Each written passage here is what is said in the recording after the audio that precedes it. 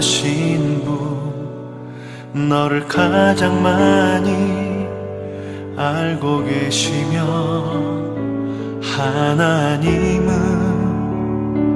너를 만드신 분, 너를 가장 깊이 이해하신단다. 하나님은 너를 지키시는 분, 너를 절대 포기하지 않으며, 하나님은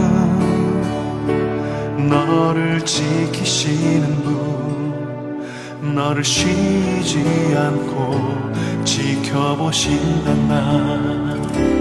그의 생각 셀 수 없고, 그의 자비 무궁하며, 그의 성실 날마다 새롭고, 그의 사랑 끝이 없단다.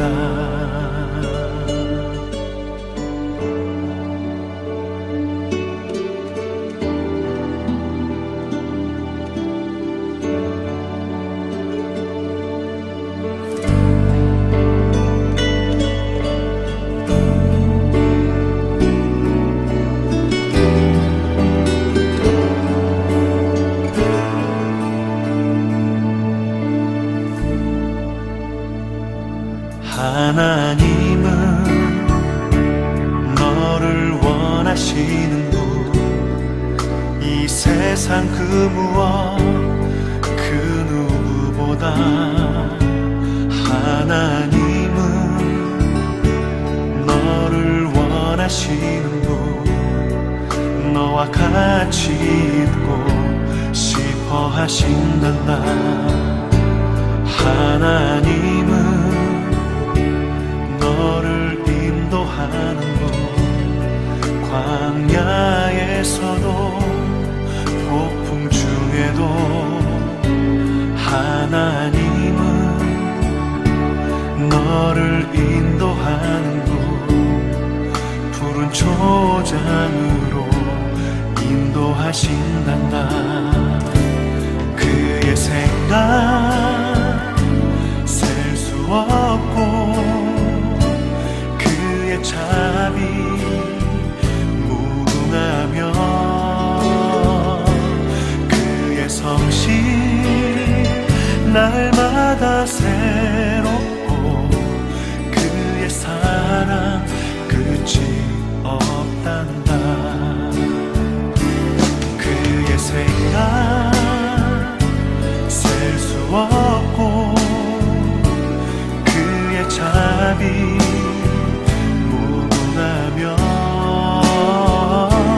그의 성실 날마다 새롭고, 그의 사랑 끝이 없단다.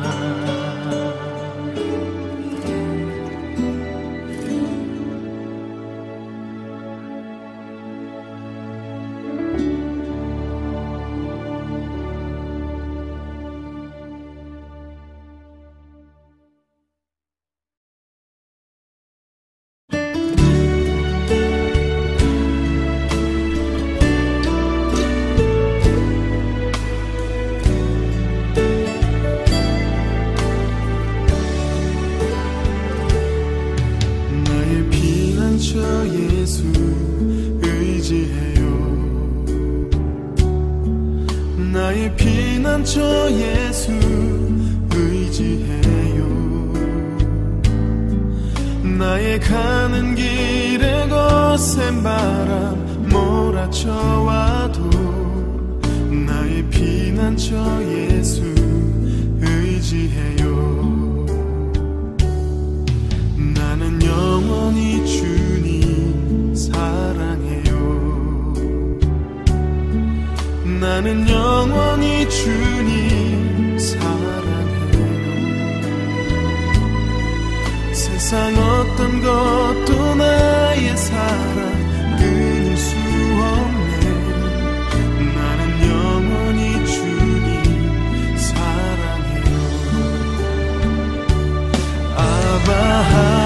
아버지 나를 사랑하시니 나의 모든 것 주께 드려요.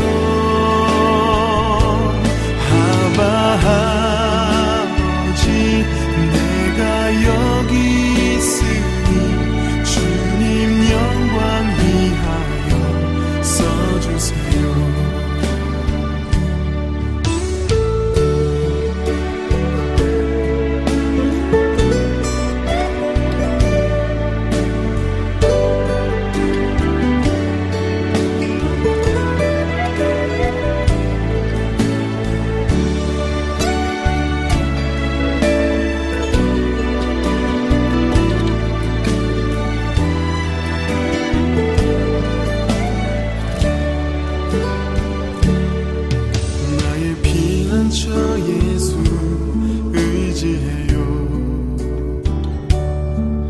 나의 피난처 예수 의지해요. 나의 가는 길에 거센 바람 몰아쳐와도 나의 피난처 예수 의지해요. 나는 영원히 주님 사랑해요. 나는 영원히 주님 사랑해요. 세상 어떤 것도 나의 사랑 끊을 수 없네. 나는 영원히 주님 사랑해요. 아버지 나를 사랑하시니 나의 모든 것 주께 드려요. 아버지 내가 여기 있으니 주님 영광 위하여 써주세요. 아버지 나를 사랑하시니 나의 모든 것 주께 드려요. 아버지 내가 여기 있으니 주님 영광 위하여 써주세요.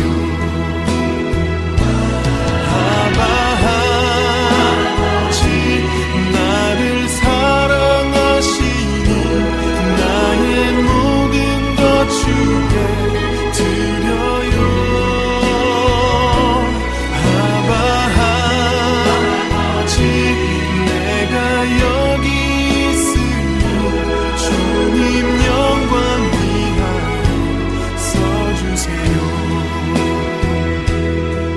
주님 영광 위하여 써주세요. 주님 교회 위하여 써주세요.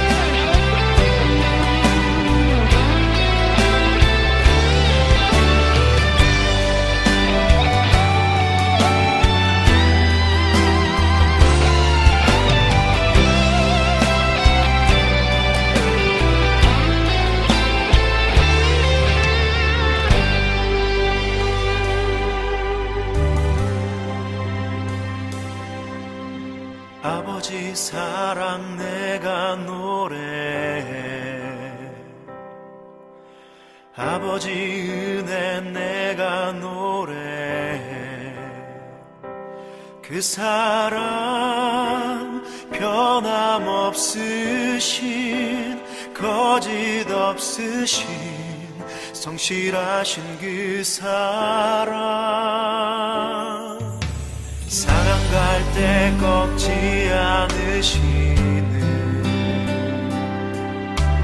꺼져가는 등불 끄지 않는 그 사랑 변함없으신 거짓 없으신 성실하신 그 사랑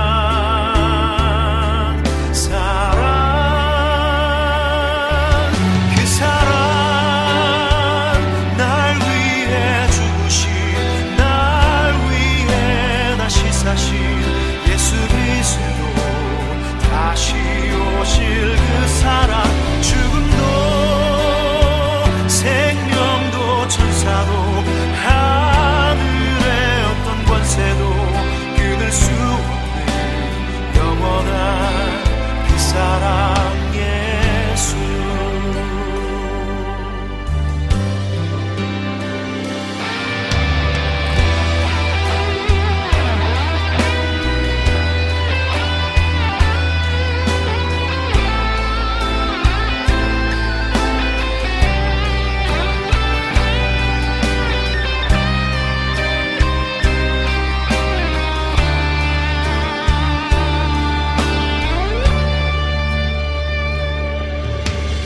아버지 사랑 내가 노래해 아버지 은혜 내가 노래해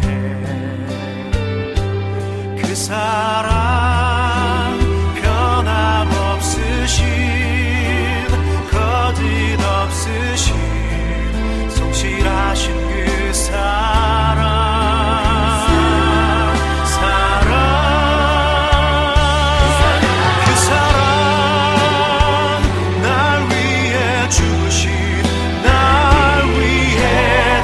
사신 예수 그리스도 다시 오실 그 사랑 죽음도 생명도 천사도 하늘의 어떤 권세도 끊을 수 없는 영원한 그 사랑 예수 그 사랑 날 위해 주신 사신 예수 그리스도 다시 오실 그 사랑 죽음도 생명도 천사도 하늘의 어떤 권세도 끊을 수 없는 영원한 그 사랑 예수 그 사랑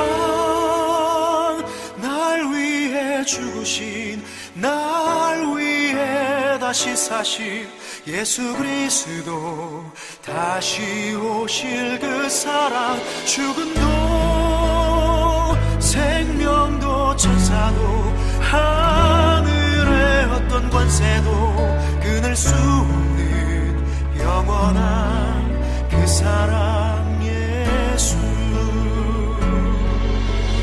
영원한 그 사랑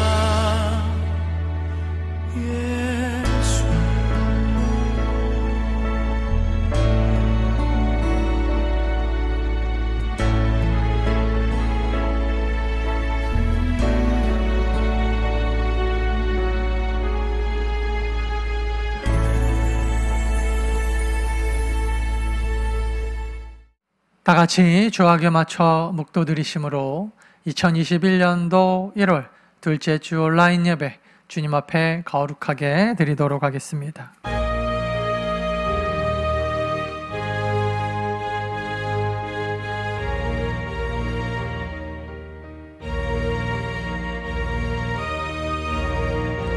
환난 날에 여호와께서 내게 응답하시고 야곱의 하나님의 이름이 너를 높이 드시며 성소에서 너를 도와주시고 시온에서 너를 붙드시며 내 모든 소재를 기억하시며 내 번제를 받아주시기를 원하노라. 내 마음의 소원대로 허락하시고 내 모든 계획을 이루어 주시기를 원하노라. 아멘. 신앙 고백하겠습니다. 나는 전능하신 아버지 하나님 천지의 창조주를 믿습니다.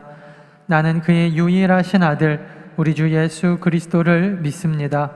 그는 성령으로 잉태되어 동정녀 마리아에게서 나시고 본디오 빌라도에게 고난을 받아 십자가에 못 박혀 죽으시고 장사된 지 사흘 만에 죽은 자 가운데서 다시 살아나셨으며 하늘에 오르시어 전능하신 아버지 하나님 우편에 앉아 계시다가 거기로부터 살아있는 자와 죽은 자를 심판하러 오십니다. 나는 성령을 믿으며 거룩한 공교회와 성도의 교제와 죄를 용서받는 것과 몸의 부활과 영생을 믿습니다. 아멘.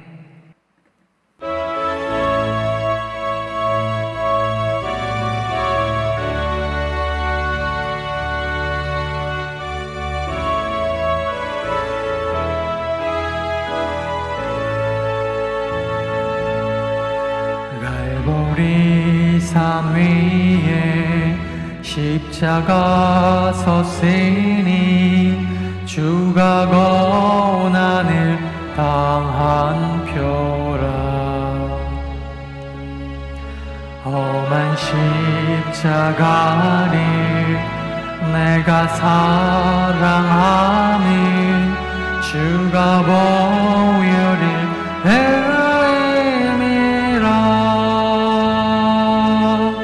죄후 승리를 얻기까지 주의 십자가 사랑하리.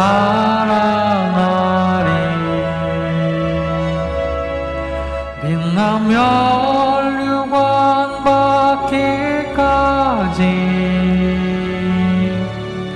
험한 십자가 붙들겠네.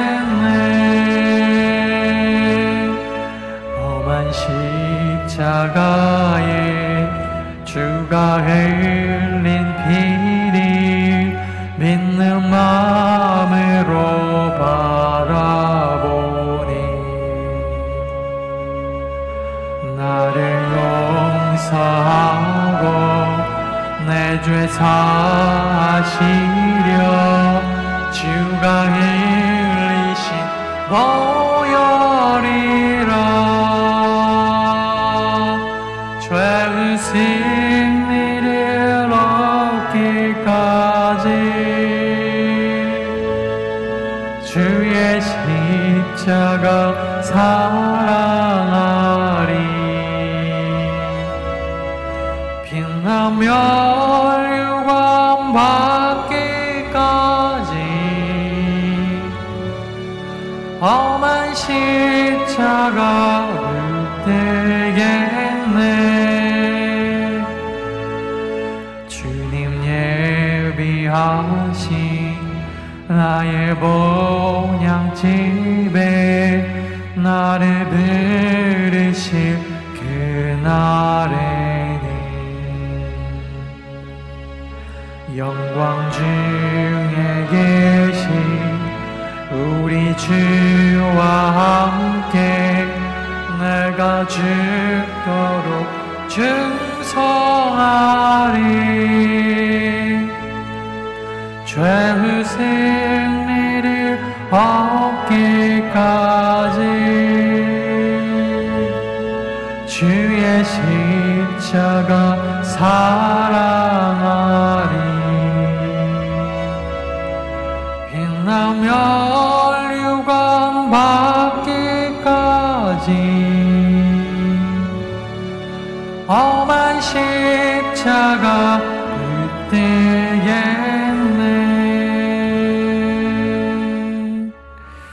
이제 우리 같이 한번 기도할 때 한 주간 동안의 우리의 죄를 주님 앞에 또 회개하는 마음으로 이 예배 가운데 우리를 거룩하게 하시고 정결하게 하셔서 하나님의 말씀 들을 때 또 하나님의 말씀이 또 영적으로 들려지게 하시고 또 들은 대로 우리의 삶에서 행하게 하시고 또 깨어나게 하시고 또 예수 그리스도의 제자로서 부끄러움 없는 삶을 살아갈 수 있는 보혈의 능력, 복음의 능력자들 되게 해달라고 우리 함께 간절하게 기도하고 또 예배를 위해서도 함께 기도합니다. 다 같이 기도하겠습니다. 주님, 우리 예배를 주시옵소서. 예배를 통하여 하나님을 만나기 원합니다. 하나님의 능력을 체험하기 원합니다. 주의 은혜를 경험하기 원합니다. 주의 붙잡아 주시옵소서. 하나님의 말씀을 들을 때 주의 말씀이 들려지게 하시고 말씀대로 행하게 하시고 말씀대로 살아가게 하시고 상황과 환경을 뛰어넘는 주의 복음으로 살아가는 주의 복음의 능력을 체험하는 예배를 주의 앞에 올려드립니다. 어디에서 예배드리고 모든 크신 은혜로 주시옵소서.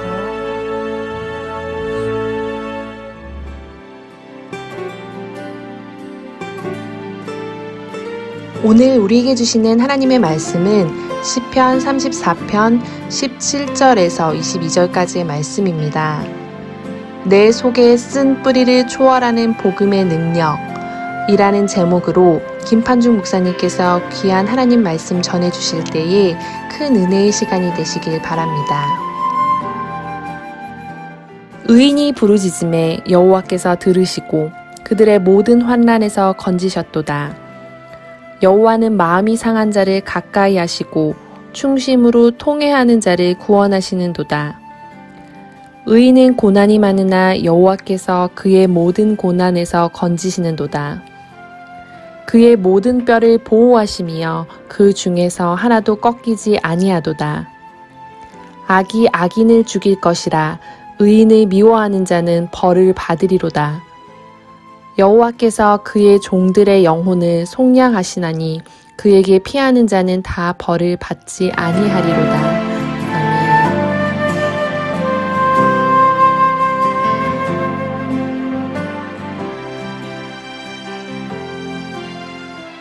지난주 우리나라에서 코로나 뉴스를 제치고 가장 많이 화제가 되었던 뉴스는 아마 죽은 어린아이 정인이 사건이라고 하는 아마 그 뉴스였을 것입니다. 이제 생후 16개월밖에 되지 않은 어린아이였는데 입양한 부모가 아이를 학대하고 폭행해서 16개월 된 아이가 내장 파열로 숨을 거두게 되었습니다. 저는 이 뉴스가 너무 가슴이 아파서 나올 때마다 그냥 TV를 꺼버렸습니다. 중국 어느 동네에서 일란성 쌍둥이 여자 아기들이 태어났는데 집이 너무 가난한 부모가 서로 다른 집으로 입양을 보냈다고 합니다. 20여 년의 시간이 흐른 후에 어느 기관에 의해서 이 두 아이가 성인이 돼서 다시 만날 기회가 있었는데 한 아이는 좋은 부모를 만나 교육을 잘 받고 그래서 정숙한 평범한 여인으로 잘 자라난 반면에 또 다른 한 아이는 입양된 그 가정에서 부모가 사업이 잘 안 되고 또 돈이 없어서 이 아이를 학교 교육을 제대로 잘 시키지 못하였던 것 같습니다. 사춘기를 지나고 삐뚤게 나간 이 어린아이가 또 입양된 부모에게 제대로 가정교육도 받지 못하고 학교에서도 제대로 교육을 받지 못해서 결국 이 아이는 자기가 원치 않는 술집에서 일을 하는 사람이 되었다고 합니다.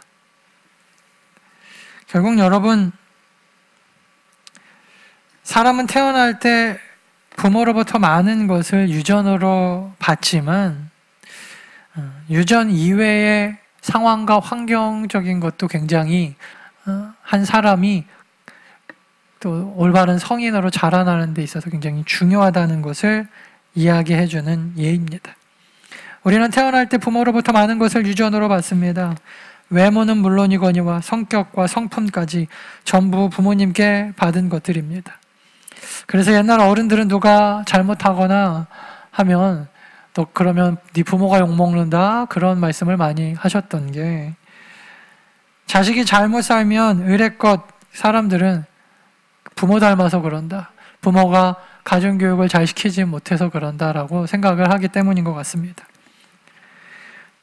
방금 전 말씀드린 중국 쌍둥이의 예처럼 타고나는 것이 현재 그 사람의 모든 것을 말해주지는 않습니다. 만약 그랬다면 이 아이들이 서로 다른 환경 가운데서 컸다고 하더라도 같은 결과, 똑같은 거의 비슷한 사람으로 자라났어야 됐는데, 한 사람은 좋은 가정 환경에서 올바로 정숙하게 잘 자라나고, 한 아이는 결국에는 술집에 자기가 원하지 않는 그런 술집에서 일하는 사람이 되었다라는 것으로 봤을 때, 결국 여러분, 사람은요, 태어나는 그 기질과 성품이 미래까지 결정하는 것은 아닌 것 같고, 환경에 의해서, 교육에 의해서, 훈련에 의해서 변하고 또 변할 수 있는 존재들이라는 것을 이야기해 줍니다.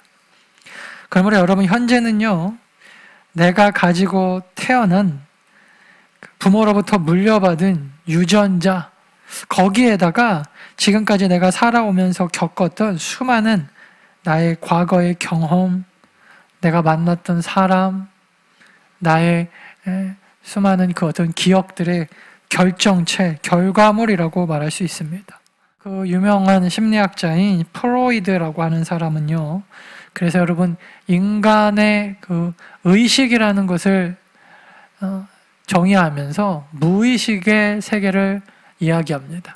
그러니까 인간은 여러분, 의식으로 살아가는 존재가 아니라, 이 의식이라고 하는 것은 무의식이라고 하는 인간의 본능적인 어떤 추진력, 정렬, 억압된 관념, 감정, 이 모든 것을 이 무의식은 포함하고 있는데, 인간의 사고와 행위를 통제하지 않는, 보이지 않는 힘이다라고 이야기했습니다.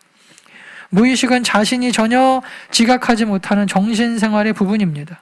우리가 마음대로 상기시킬 수 없는 것들이 저장되는 저장소이며, 의식하지 못하지만 의식하는 것 세계보다 더 우리의 행동에 영향을 미치는 것, 그것이 무의식이라고 합니다. 즉, 인간의 무의식 속에 감춰진 어떤 힘, 만약 그것이 과거의 어떤 상처라면 그것 때문에 현재 우리의 의식 구조가 영향을 받아서 드러나게 된다는 것입니다. 훗날 여러분, 이 프로이드의 영향을 많이 받은 그의 제자인 융이라고 하는 사람은 이것을 더 연구해서 심리학의 그 대표 고전이라고 할 수 있는 무의식의 심리적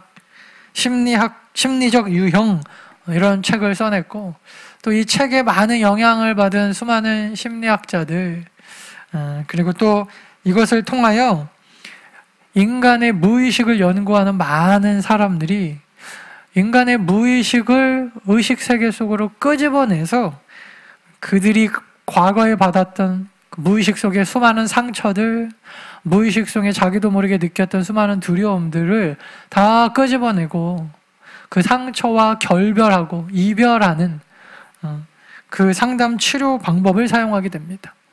이게 여러분, 그 기독교에도 들어왔는데, 기독교의 그 많은 목사님들이 심리학과 상담학을 공부하면서 같은 원리를 사용했습니다. 그래서 우리 성도들이 가지고 있는 수많은 상처들, 아픔들, 그러한 것들을 상담을 통하여 다 끄집어내고, 또 더 나아가서 기도와 또 예수 그리스도의 십자가와 복음 앞에 그걸 내려놓게 하고 그 상처와 이별하게 하는, 이거를 소위 내적 치유다. 그래서 교회들이 많이 사용하고 있는 심리 치료 방법 중 하나입니다. 여러분, 오늘 시편 34편을 쓴 이 34편의 시인은요, 성경에서 가장 유명한 인물 중 하나인 다윗이라고 하는 사람입니다. 미국에 가면 데이빗이라고 하는 사람이 많은데, 그 이름을 가진 사람이, 이 데이빗이 바로 성경의 다윗입니다. 그만큼 여러분, 사람들은요, 성경에 나오는 데이빗, 즉 다윗을 사랑하고 존경하고 그의 삶을 흠모합니다. 그런데 여러분, 사실 다윗은 우리가 생각하는 것처럼 늘 편하고 멋진 인생만 살았던 사람은 아니었습니다. 따지고 보면 그의 삶은 온통 상처와 쓴뿌리가 많은, 프로이드와 융의 표현을 빌리면 그의 무의식은 늘 불안과 초조와 걱정과 염려로 가득 차 있는 그런 사람이었습니다. 사무엘상 16장 10절부터 11절까지 그를 읽어보면 다윗은 그의 부모에게 인정받지 못하였던 사람인 것 같습니다. 사무엘이라고 하는 사람이 다윗의 아버지였던 이새를 찾아와서 아들들 좀 다 데리고 오셔라고 이야기를 하죠. 당신의 아들 중에 이스라엘의 차기 왕이 나올 겁니다. 그때 여러분, 이 이새라고 하는 아버지, 자기 아들들 다 데리고 나오면서 다윗은 쏙 뺐어요. 왜 그런지 정확하게 알 수는 없지만 막내 아들이고 아직 철부지고 또 누군가는 양도 치워야 되고 또 아버지 마음속에 그런 마음이 있었겠죠. 역시 아들은 큰아들, 첫째 아들이지. 그러니까 아예 그냥 의례껏 다윗은 그냥 귀여운 막내 아들 정도로만 인식이 되어졌던 것 같고 인정받지 못하는 아들입니다. 큰형 엘리압과 다른 형제들에게도 다윗은 질투의 대상입니다. 사무엘상 17장 28절에 보면 이스라엘이 블레셋과 싸울 때 다윗이 형들을 찾아오거든요. 그때 큰형 엘리압이 느닷없이 다윗한테 큰 소리를 치면서 막 소리를 지릅니다. 야, 이 교만한 놈아, 전쟁 구경하러 왔냐? 빨리 가라! 막 이러면서. 특별하게 뭐 다윗이 형한테 잘못한 것도 없음에도 불구하고 형들에게 늘 질투의 대상이었던 것 같습니다. 다윗은 알게 모르게 가정에서 부모에게, 형들에게 이러한 많은 상처를 받으면서 무의식 속에 늘 상처와 쓴뿌리가 있었을 것 같아요. 또한 다윗은요, 그 후에도 수없이 많은 여인들과 결혼을 하고 많은 자녀를 낳았지만 가정을 잘 돌보는 아버지는 못 되었습니다. 요새 말로 빵점짜리 아빠입니다. 왕이 될 때까지 늘 쫓기는 신세였고요. 또 전쟁터에서 살았습니다. 알콩달콩 자기 자식들이 크는 것을 제대로 보지 못한 그런 아빠였습니다. 어쩌면 그의 그런 수많은 상처와 과거의 쓴뿌리 때문에 다윗은 프로이드의 주장처럼 본인도 똑같이 그래서 그런지 자식 교육을 제대로 시키지 못합니다. 부인이 여럿이니까 배다른 아들들이 많았겠죠. 첫 번째 아들이 암논이라는 아들인데 배다른 자기 누이 동생 디나라고 하는 자기의 배다른 여동생을 강간을 합니다. 그리고 결혼도 안 하고 그냥 버려버려요. 디나의 친오빠, 그러니까 아버지는 다윗이면서 엄마도 디나와 같은 그 친오빠 압살롬이 그거에 대하여 다윗한테 따지고 물어도 다윗은 그거에 대하여 중재해줄 마음도 없고 해줄 수 있는 능력도 없는, 그러니까 가정을 어떻게 다스려야 되는지 모르는 그런 아빠였던 것 같아요. 결국 여러분, 화가 난 디나의 친오빠 압살롬이 그의 배다른 형 암논을 죽이죠. 그때에도 다윗은 이 압살롬의 그러한 아주 크나큰 잘못을 그냥 덮고 넘어가려고 합니다. 요새 말로 그냥 가족이, 좀 심한 말로 아주 그냥 개판이 되고 콩가루 가족이 되어버렸는데, 아마 그 모든 잘못의 대부분은 가정을 제대로 건사하지 못했던 다윗에게 있었던 것 같아요. 다윗도 할 말은 많았을 것입니다. 나도 가정교육을 제대로 받지 못했다. 나도 형들에게 늘 미움만을 받았고 자식을 낳고 내가 제대로 올바른 가정에서 내가 살아본 적이 없고 늘 도망자 신세, 군인으로서만 살아서 그렇다라고 핑계댈 수 있었을 것입니다. 그런데 여러분, 어렸을 때 가정 환경과 결혼 생활만이 문제가 아닙니다. 그는 이스라엘의 왕이 될 때까지 영화로 만들어도 이런 영화가 있을까 싶을 만한 아주 파란만장한 삶을 살았습니다. 그의 인생은 늘 광야에 홀로 버려진 낙오자 같은 모습이었습니다. 친구도 없었어요. 하나뿐인 친구가 자기를 영모로 몬 자기 그 장인 어른의 아들, 그러니까 어떻게 보면은 처남이죠, 처남. 그리고 매형이고, 처남 매형 관계에 있었던 요나단이 유일한 친구니까 가까워질래야 가까워질 수 없는, 늘 광야에 혼자 서 있는 모습으로 다윗은 그의 젊은 인생을 다 보냈습니다. 얼마나 이 사람이 쓴뿌리가 많은지 모릅니다. 여러분, 오늘 시편 34편도 다윗이 언제 쓴 건가 하면은 블레셋이라고 하는 민족의 이 가드라고 하는 나라의 왕 앞에서 미친 척하면서 쓴 시입니다. 왜 이런 삶을 살게 되었나? 사울이 죽인다고 역적으로 몰아서 쫓아오니까 그가 원수의 나라로 도망을 간 겁니다. 가드가 어떤 나라입니까?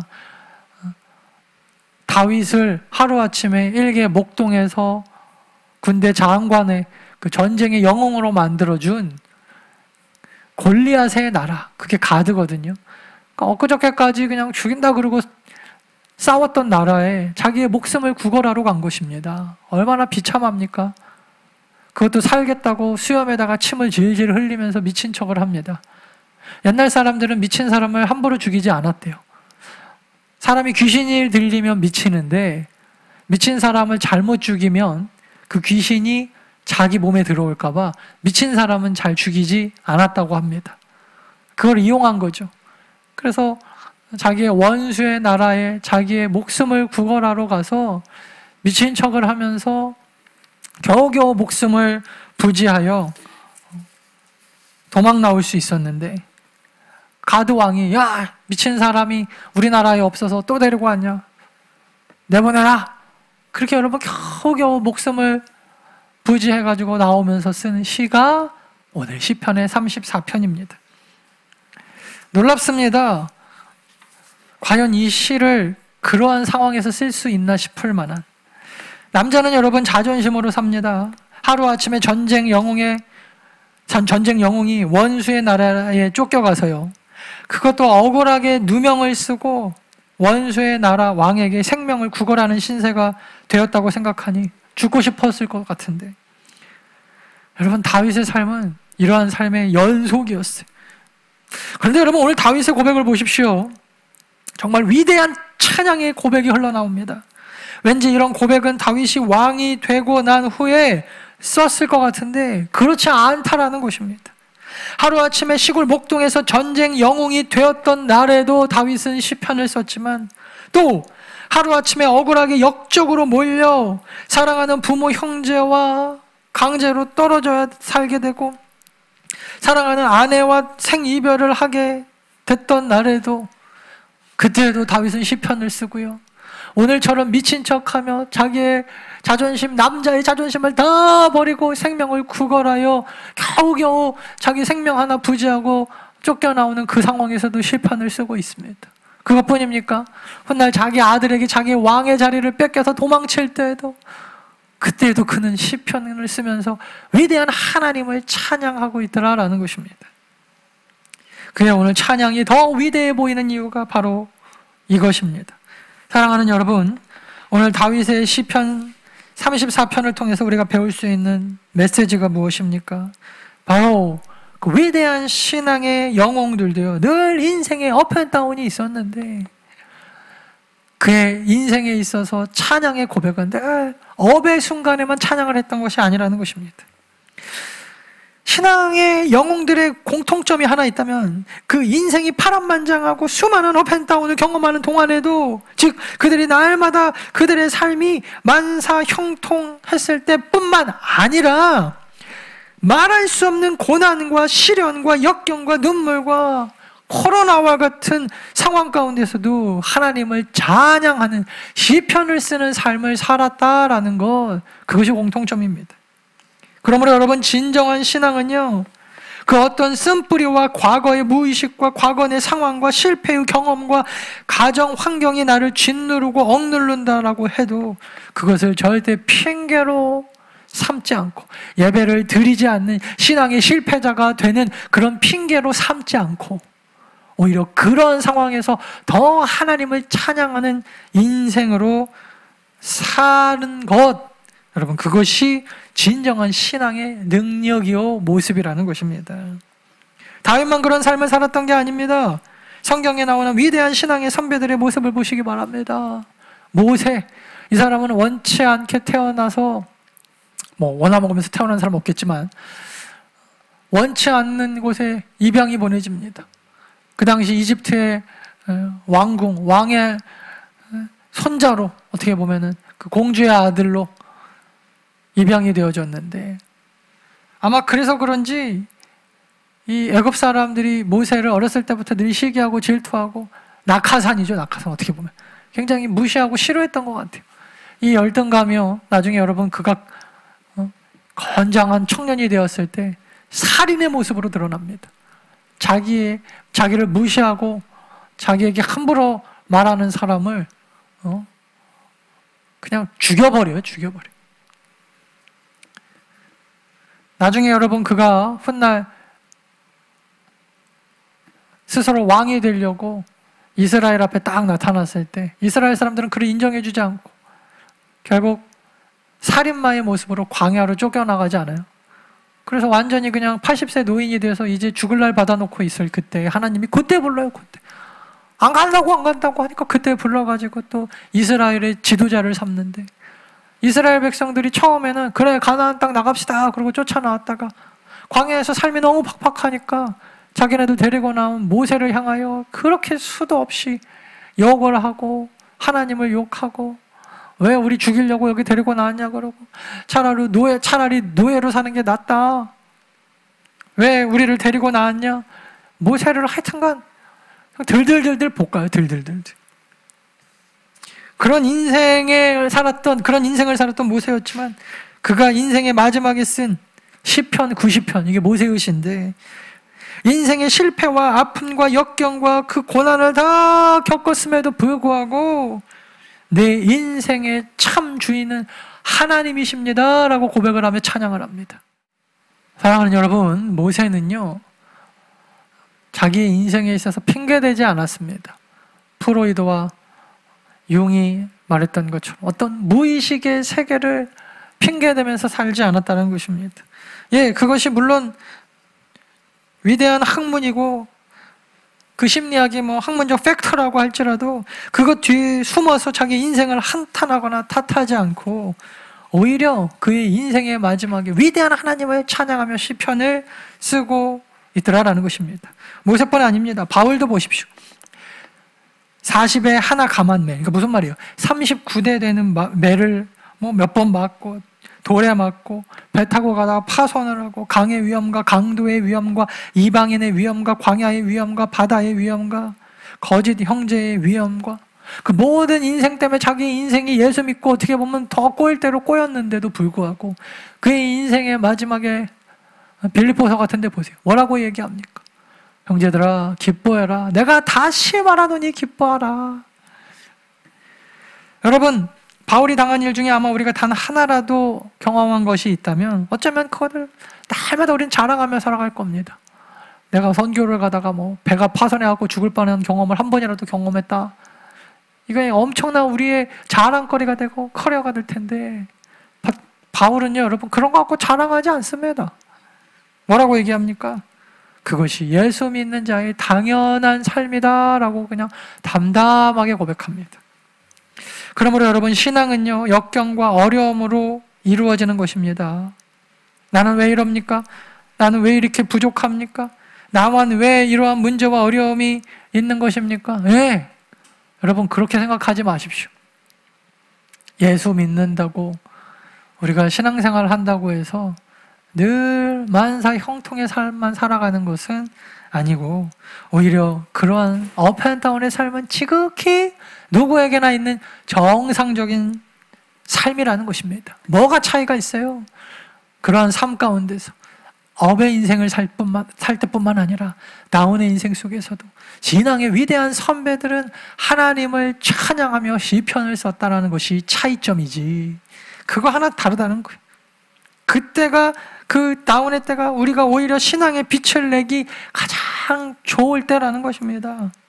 역경 가운데서 승리의 삶으로, 업앤다운이 있어도 기쁠 때에만 감사하고 승리하는 삶을 사는 것이 아니라 역경의 시간 속에서도 승리하며 찬양하며 시편을 쓰는 인생, 그게 진짜 기독교 신앙인이라는 것입니다.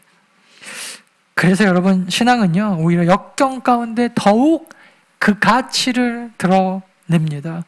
어려우면 어려울수록 오히려 더 하나님을 찬양하는 모습을 통하여 우리의 더 나은 신앙의 모습이 드러나게 된다라는 것입니다. 오늘 다윗의 시편 34편을 통해서 우리가 두 번째로 배우는 메시지는 이것인데, 바로 상황 탓, 환경 탓을 넘어서 복음으로 그 모든 상황과 환경을 이겨내는 삶을 살더라라는 것입니다. 이겨내더라. 복음은 나를 구원하신 예수 그리스도를 믿고 예수 그리스도가 십자가에 보여주신 그 십자가 복음의 능력으로 사는 것을 이야기합니다. 이 능력은 사랑하지 못할 사람을 사랑하게 합니다. 용서하지 못할 사람도 용서하게 합니다. 포용하고 이해하게 하는 능력이 됩니다. 여러분, 이게 무척 어려운데 복음이면 가능하다라는 거예요. 그 어떤 상황과 환경 가운데서 내가 쓴뿌리가 있는 사람이라도 복음의 능력은 이것을 이겨나가게 한다라는 것입니다. 전에 제가 참석했던 한 집회에서 만난 목사님이 있어요. 얼마나 점잖은지, 얼마나 사람이 솔선수범을 먼저 보여주는 사람이고, 먼저 양보하고 늘 겸손하고 말도 얼마나 부드럽게 하시는 목사님인지 몰라요. 제가 그때 전도사 때였으니까 그 목사님을 보면서 나 나중에 저런 목사님이 되어야겠다, 제가 그런 생각이 들 정도로 얼마나 겸손한지 모릅니다. 말투가 얼마나 부드럽고 정말 목사님 같은지 몰라요. 저처럼 이렇게 까랑까랑하게 껄렁껄렁한 이런 목소리가 아니에요. 점잖해요.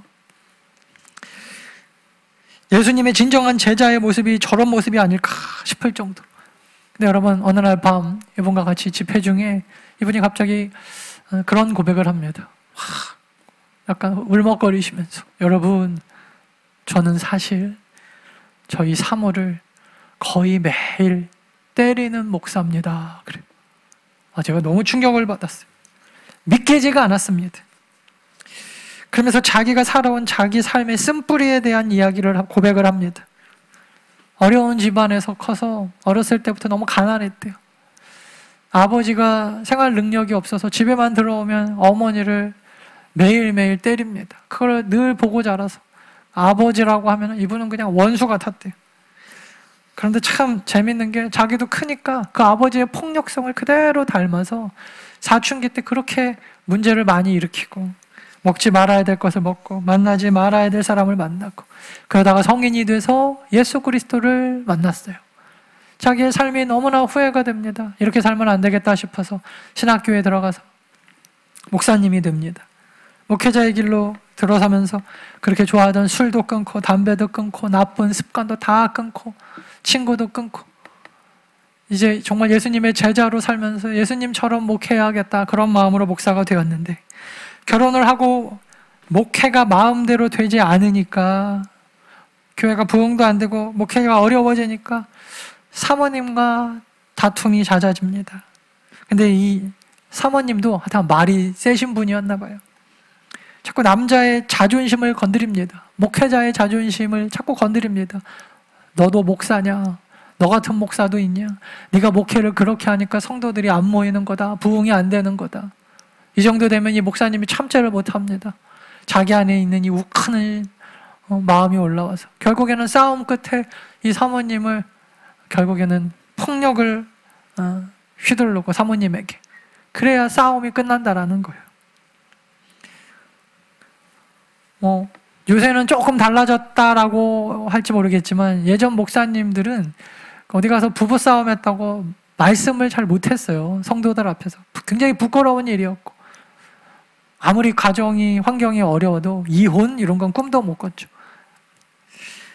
목회자가 여러분 부부싸움을 하고 어디다 말도 못하고, 사람들은 목사님이 설마 싸울까 뭐 이런 생각을 하고, 겉만 봐선 여러분 이게 모르는 게 부부 생활인데, 부부 문제인데, 그렇게 싸우고 나면 사탄이 틈을 타서 목회가 더 엉망이 되고 설교가 안 되고, 그러다 보니까 이게 악순환이 계속 반복되는 거예요. 그러다 이분이 복음 앞에 철저하게 깨닫고 회개하면서 예수님을 다시 만나게 됐다는 거예요. 십자가 복음이 무엇인지 예전에는 그냥 훈련과 좋은 습관과 그냥 노력으로만 되는 걸로 알았는데, 복음 앞에서 이게 단번에 깨지고 변할 수 있다라는 믿음이 자기 안에 확신으로 확 올라오더라는 거예요. 그때부터 여러분 이분이 복음 앞에 철저하게 서기로 결단하고 부부싸움을 할 때마다 이렇게 고백을 했대요. 여러분, 십자가 복음이 무엇입니까? 내가 죽고 과거에 죄악된 나는 죽고 예수님으로 다시 사는 인생이 복음이잖아요. 여러분, 이걸 믿는 거거든요. 이게 믿음으로 복음으로 사는 인생이거든요. 이걸 믿어지니까 부부싸움이 일어나려고 할 때마다 사모님을 향하여 큰 소리로 이렇게 선포했다라는 거예요. 저 여자는 예수님께서 십자가에서 피 흘리심으로 살리신 예수님이 사랑한 여자다. 내가 때릴 만한 그런 사람이 아니다. 예수님의 목숨과 바꿔 사신 귀한 존재다. 그리고 저 여인도 예수님의 복음으로 살아가는, 예수님 대신 사는 인생이다. 여러분, 예수님으로 사는 인생이 누구를 어떻게 때립니까? 예수님으로 사는 인생을 어떻게 우리가 때립니까? 이게 복음으로 여러분 믿어지고 나니까 선포할 때마다, 부부싸움 할 때마다 이걸 선포했다라는 거예요. 그러니까 여러분, 사모님도 그런 상황에서 무슨 말이 나와요? 복음으로 막 십자가의 피의 선포가 있는데. 그분이 이런 고백을 하시더라고요. 복음 앞에 철저하게 서기 전에 수많은 상담과 부부가 무슨 내적 치유로 자기의 쓴뿌리, 과거의 상처, 자기의 폭력, 아버지의 그늘에서 벗어나려고 몸부림을 치고 노력을 했는데 안 되더라는 거예요. 그러다가 예수님의 십자가 앞에, 복음 앞에 철저하게 깨지고 다시 서고 보니까 그런 생각이 들더라는 거예요. 무슨 내 안에 있는 트라우마, 과거의 상처, 무슨 아버지 탓, 어머니 탓, 가정 탓, 내 안에 있는 무의식 상황, 환경 탓은 복음의 능력을 깨닫지 못한 사람들의 핑계에 불과하다라는 생각이 들더라는 거예요. 말씀을 마칩니다. 작년 2020년은 역사의 길이 남을 한 해라고 이야기합니다. 세상은 이제 다시 코로나 이전으로 돌아가지 못할 거라고 확신하는 것 같습니다. 역사는 코로나 이전과 이후로 나뉠 만큼 코로나라고 하는 트라우마가 준 영향력이 어마어마한 것 같습니다. 그리고 이것은 교회에도 큰 영향을 미쳤습니다. 많은 성도들이 걱정합니다. 교회도 코로나 이전과 이후로 나뉘어질 것이다. 코로나의 트라우마는 실로 엄청납니다. 과거 함께 땀 흘리고 살을 부비고 함께 수련회를 가고 기도회를 했던 때가 언제였나 싶을 정도로, 다시 그런 걸 할 수 있을까 싶을 정도로 이제 교회는 모이는 것이 두렵고 어렵고, 모여만 있어도 세상 사람들에게 손가락질을 당하고 또 지탄의 대상이 되는 그런 사회가 되어버렸습니다. 그런 세상이 되어버렸습니다. 그럼에도 불구하고 여러분, 우리가 믿어야 될 것이 무엇일까요? 과거의 상처와 트라우마와 우리의 경험은 아닙니다. 오늘 우리가 믿는 것은 예수 그리스도 십자가 복음의 능력만 믿어야 될 줄 믿습니다. 여러분, 이것만 믿읍시다. 많은 사람들은 과거를 얘기하고 코로나를 얘기하고 그동안에 우리 안에 있는 교회의 상처와 아픔을 얘기하고 쓴뿌리를 얘기할지 모르겠지만, 다시는 못 돌아간다라고 얘기할지 모르겠지만, 다시는 한국교회가 이전의 모습을 회복하지 못할 거다라고 세상 사람들은 믿고 있지만, 아니요, 우리는 여러분 과거의 상처와 쓴뿌리에 매여 있는 사람들 아닙니다. 내적 치유 받아야지 뭐 다시 일어나는, 그래서 뭐 안녕 과거의 쓴뿌리 안녕 이렇게 여러분 회복되어지는 사람 아닙니다.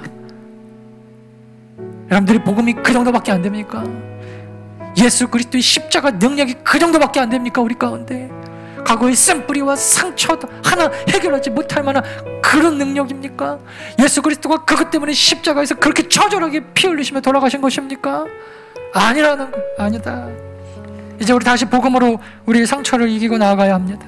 코로나뿐 아니라 우리를 주눅들게 하는 우리 안에 있는 입술의 말과 생각과 삶의 많은 영역에서 우리를 죄로 이끌었던 그 수많은 쓴뿌리들, 그 앞에 당당하게 여러분 복음으로 선포하시기 바랍니다. 복음의 능력으로 다시 할 수 있다, 다시 살 수 있다. 할렐루야. 네, 우리는 그런 존재들이에요. 어떤 역경 가운데서도 승리의 삶으로, 어떠한 수많은 삶의 업앤다운에서도 시편을 놓지 않았던 다윗처럼, 모세처럼, 찬양을 놓지 않았던, 감옥에서도 찬양했던 사도 바울처럼, 예수님처럼 여러분 그렇게 살아가는 그 역경의 시간이 오히려 예배의 삶, 찬양의 삶, 시편을 쓰는 위대한 찬송의 삶이 되어지는 우리 더 나은 성도들 되어지시기를 간절히 축원합니다.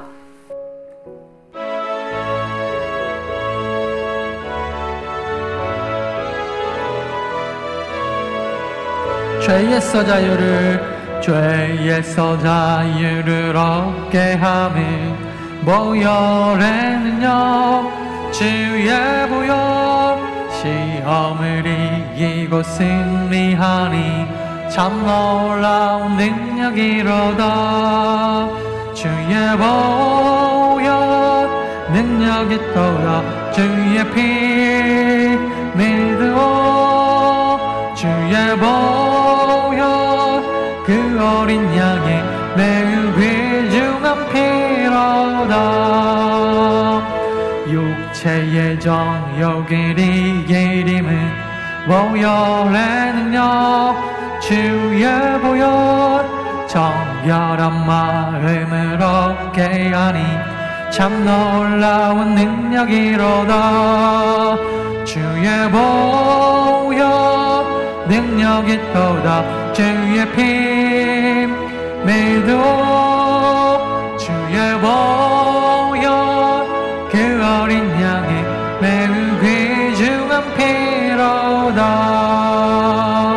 눈보다 너에게 밝히는 것 보혈의 능력 주의 보혈 부정한 모든 것 밝히시니 참 놀라운 능력이로다. 주의 보혈 능력이 또다. 주의 피 믿어 주의 보혈 그 어린 양의 매우 귀중한 피로다. 구주의 복음을 전할 제목 보혈의 능력 주의 보혈 날마다 나에게 찬송 주리 참 놀라운 능력이로다. 주의 보혈 능력이 또다. 주의 피 믿어 주의 보혈 그 어린 양의 매우 귀중한 피로다. 우리 함께 기도할 때 오늘 말씀 우리 생각하면서 우리의 상황과 환경과 우리의 과거의 경험, 우리의 쓴뿌리, 우리의 연약함들이 절대 또 우리의 앞길을 막지 못하도록 복음의 능력으로 그 모든 우리의 장애물들을 다 무찌르고 그 모든 과거의 트라우마와 상처로부터 오직 벗어나서 예수 그리스도 보혈의 능력으로 또 2021년도도 승리하게 하옵소서. 복음의 능력으로 살게 하옵소서. 우리 함께 기도합니다. 다 같이 기도하겠습니다. 살아계신 주님, 오늘도 귀한 말씀 주시니 감사합니다. 말씀 가지고 살아갈 때 우리 믿음의 성도들 과거에 매여있지 않게 하시고 상황과 환경에 매여있지 않게 하시고 오직 복음의 능력으로 승리하는 주의 보혈의 능력이 아버지 하나님 우리의 삶을 인도하실 수 있도록 주의 삶을 붙잡아 주시옵소서. 날마다 성령께서 천사로 아버지 우리를 호여해 주시고 삶을 인도해 주시고 능력으로 우리 앞에 있는 모든 치인들을 다 파할 수 있는 믿음의 성도들 능력자들 다 되어지도록 주시옵소서. 주님 앞에 맡겨 기도하겠습니다. 살아계신 하나님, 다윗처럼 모세처럼 바울처럼 수많은 신앙의 위대한 선배들처럼 살아가게 하여 주시옵소서.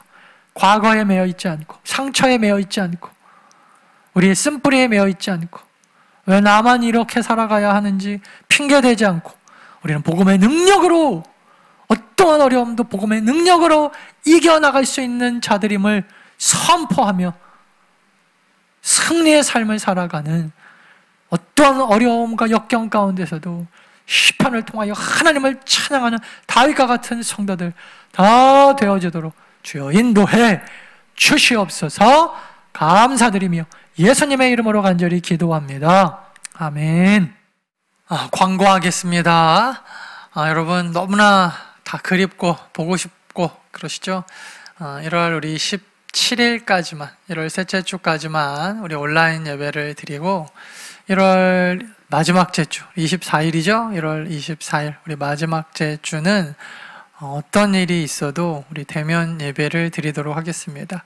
그때까지 이 사회적 거리두기 강화된 조치가 좀 지속되면 우리가 19명까지 20명 이내로 모일 수 있거든요.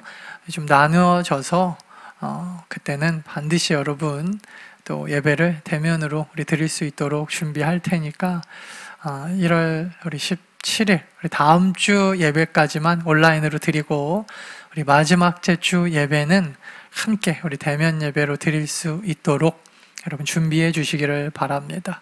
새벽 예배는 조금 일찍 시작합니다. 1월 17일까지만 우리가 또 온라인으로 드리니까요. 18일 월요일부터 1월 18일 월요일부터는 우리가 새벽 예배 시작하도록 하겠습니다. 그래서 새벽 예배 여러분 드리시는 분들 준비해서 드리시고, 수요 예배와 금요 기도회는 우리 한 봄쯤 시작하면 좋을 것 같아요.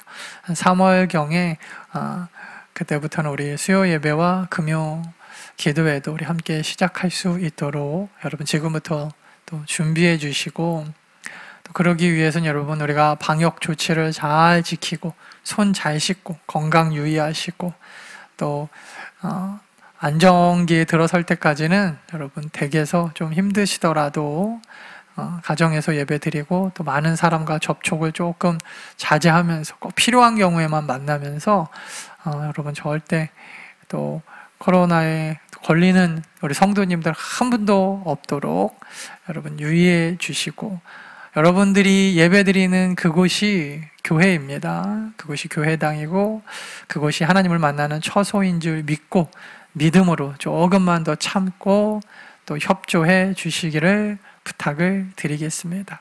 추운 날씨에 여러분 건강 하여튼간 조심하시고 2021년 새해에도 하나님의 큰 축복 날마다 우리 받아 누리는 성도님들 되시기를 바랍니다. 제가 지난주에 깜빡하고 새해 복 많이 받으세요 인사를 안 드렸더라고요. 우리 함께, 물론 우리가 대면으로 예배 드리는 것은 아니지만 어디에 있든지 서로 우리 축복하는 마음으로 우리 함께 인사해 볼까요?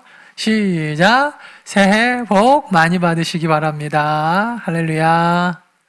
지금은 우리 주 예수 그리스도의 은혜와 하나님 아버지의 무한하신 사랑과 성령의 감화, 감동, 충만 교통하심이 사랑하는 성도들 머리 위에와 앞길 위에와 각 가정들 위에, 일하시는 직장과 사업터 위에, 사랑하는 이 나라와 이 민족, 특별히 우리 정치하시는 위정자들과 또 북한 땅 위에, 세계 각지에서 선교하시는 선교사님들 사역들 위에 이제로부터 영원토록 함께 있을지어다.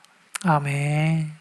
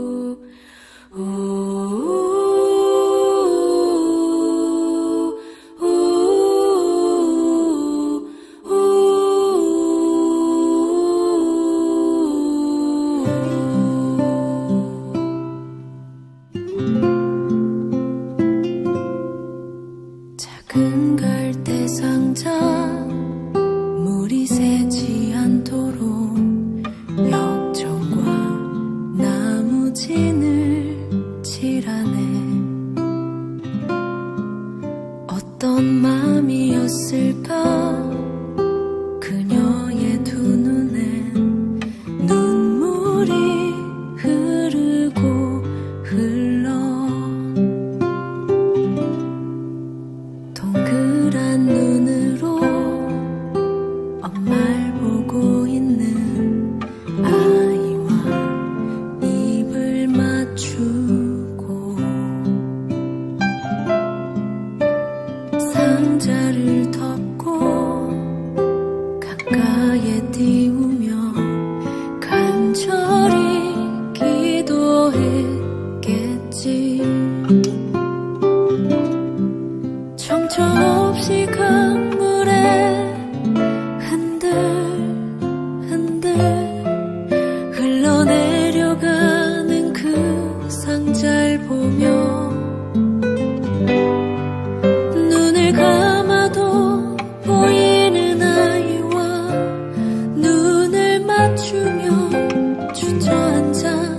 눈물을 흘렸겠지. 너의 삶의 창조인, 너의 참 부모이신 하나님 그 손에 너의 삶을 맡긴다. 너의 삶의 창조인, 너를 이끄시는 주 하나님 그 손에 너의 삶을 드린다.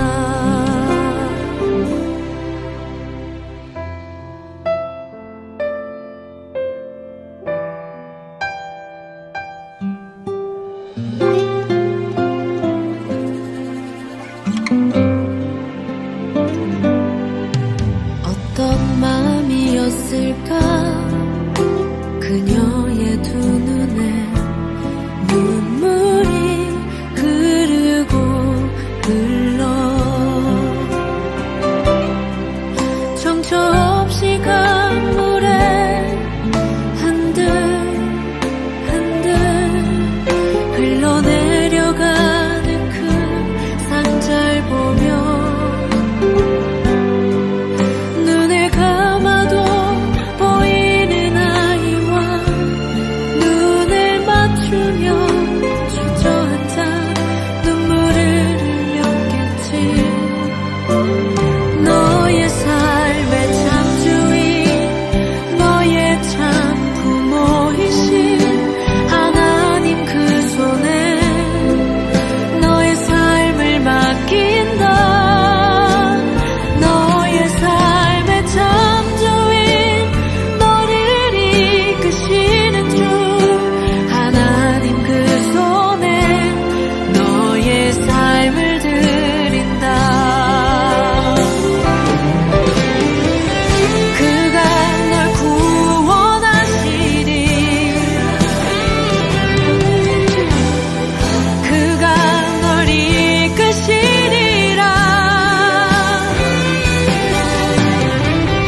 그가 널 사용하시리. 그가 너를 인도하시리.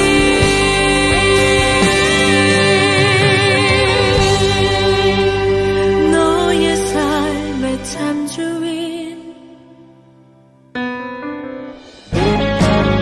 너의 삶의 창조인, 너의 참 부모이신 하나님 그 손에 너의 삶을 맡긴다.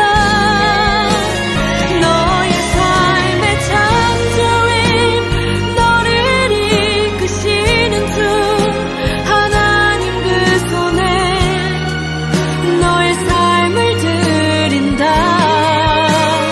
너의 삶의 창조인, 너의 참 부모이신 하나님 그 손에 너의 삶을 맡긴다. 너의 삶의 창조인, 너를 이끄시는 주 하나님 그 손에 너의 삶을 드린다. 어떤 마음이었을까 그녀의 두 눈에 눈물이 흐르고 흘러